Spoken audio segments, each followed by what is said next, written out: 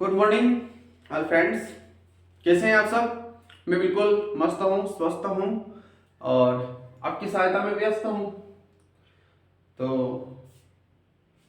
चलते हैं आज अपन नई क्लास में कक्षा 10वीं की त्रिकोणमिति प्रश्न वाली 8.1 का दूसरा प्रश्न का हल देखने का प्रयास करते हैं। आइए, कभी आप भी अपने संचित क्षेत्र से हैं तो मिलिए और डीडीसी एकेडमी पर स्वागत करते हैं आपका। तो चलते हैं आज अपन क्लास में। देखिए, बता देना चाहता हूं कि अगर आप कक्षा 10वीं से हैं और त्रिकोणमिति समझने का प्रयास करें, लेकिन अगर आपको समझ में नहीं आ रहा है तो चिंता ना करें। इसका आज से फर्स्ट वीडियो, यानी कि आज का चौथी क्लास है। फर्स्ट क्लास में मैंने त्रिकोणमिति के सारे फार्मूले बहुत शानदार तरीके से समझाए थे। आप अगर शांत वातावरण में बैठ करके समझने का प्रयास करेंगे तो आशा करता हूं कि आपको बिल्कुल बढ़िया तरीके से समझ में आएगा।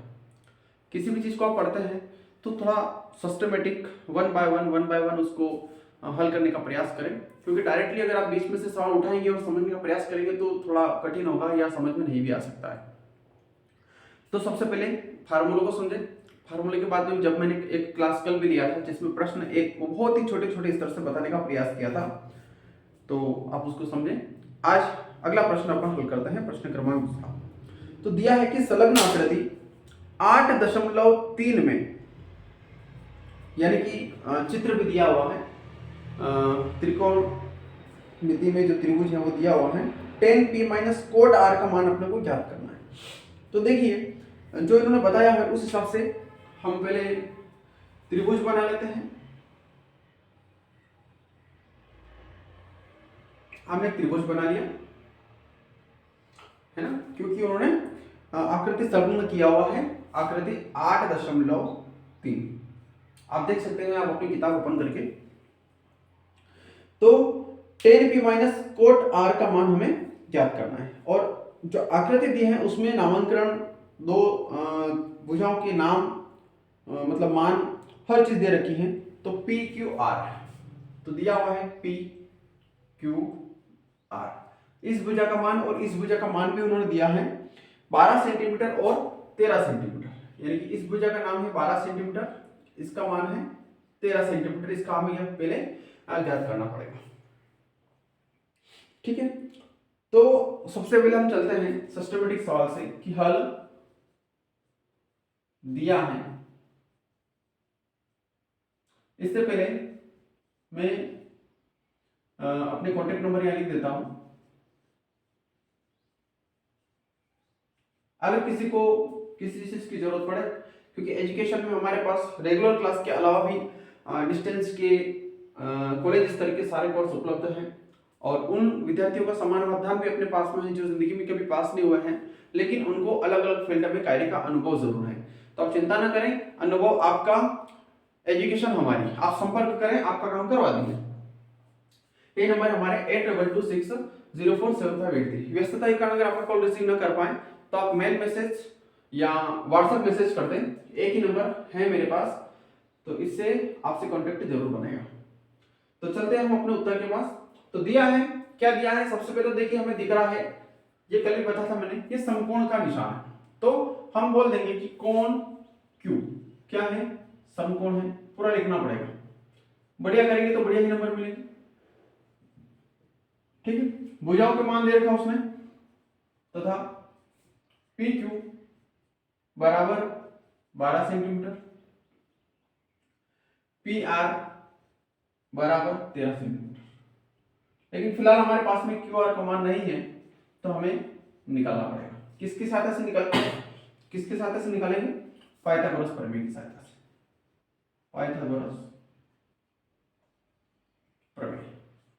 पाइथागोरस प्रमेय का कथन होता है कर्ण स्क्वायर बराबर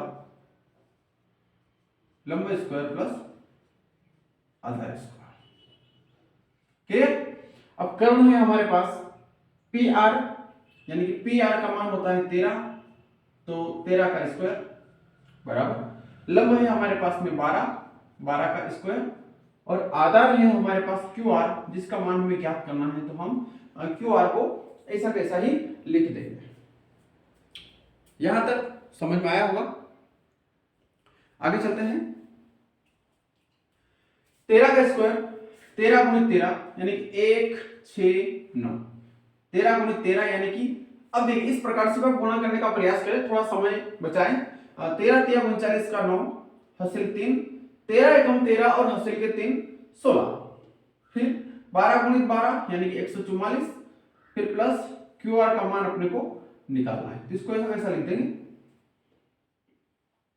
अब 144 को बराबर से उस तरफ भेजने का प्रयास करते हैं। 169 माइनस 144 यानी कि 169 माइनस 144। देखिए ये स्थिति ध्यान रखना है, बराबर के नीचे बराबर आने का प्रयास हमारा रहना चाहिए, क्योंकि इससे सवाल कंडीशन में नजर आता है।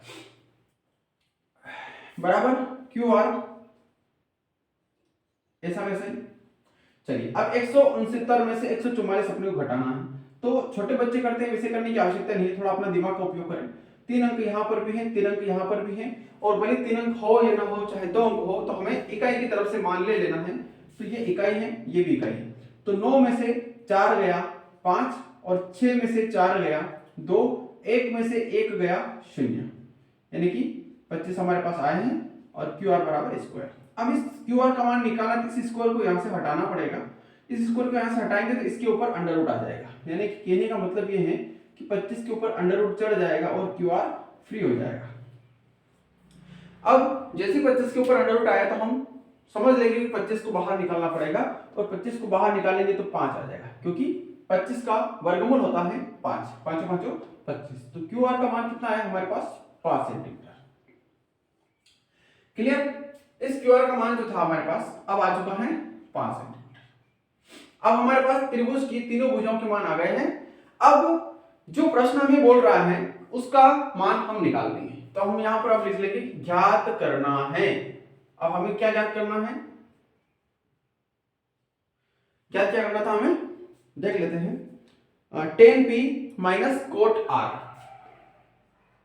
tan p minus cot r का मान हमें ज्ञात करना था। क्लियर? अब देखिए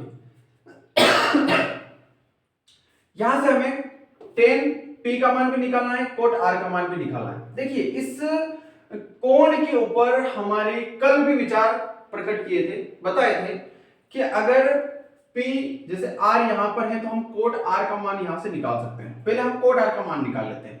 तो कोट r, क्योंकि r कहां पर है, जमीन पर पड़ा हुआ है, क्योंकि यहां पर समझने में थोड़ा परेशानी आती है कैसे समझे। तो जमीन पर जो कोण है हम उसका मान पहले निकाल लेते हैं। तो कोट r, अब कोट r का मान कितना होता है, देखिए वापस जाएंगे हम किसके पास, लाल बटे कक्का के पास। तो साइन कोस टेन और कोट, कोट का मतलब होता है कि आधार बटा लंब, कितना होता है, आधार बटा लंब। अब देखिए आधार कितना है क्यू आर, लंब कितना है पी क्यू, है ना, क्यू आर बटा पी क्यू। तो कोट आर का मान कितना हो जाएगा, क्यू आर का मान तो है 5 और पी क्यू का मान है 12। तो ये आ गया। अब हम वापस से चलना पड़ेगा हमें tan p के साथ में, लेकिन अब हमारे पास p जो है वो तो ऊपर छत के ऊपर बैठा हुआ है। अब हम क्या करेंगे, उसको यहां से धक्का लगाएंगे। किस दिशा में धक्का लगाएंगे, इस दिशा में धक्का लगाएंगे, ताकि p जो है यहां जमीन पर आ जाए और r कहां चला जाए, ऊपर चला जाए। अब इसको धक्का लगाएंगे उधर, तो r ऊपर चला जाएगा।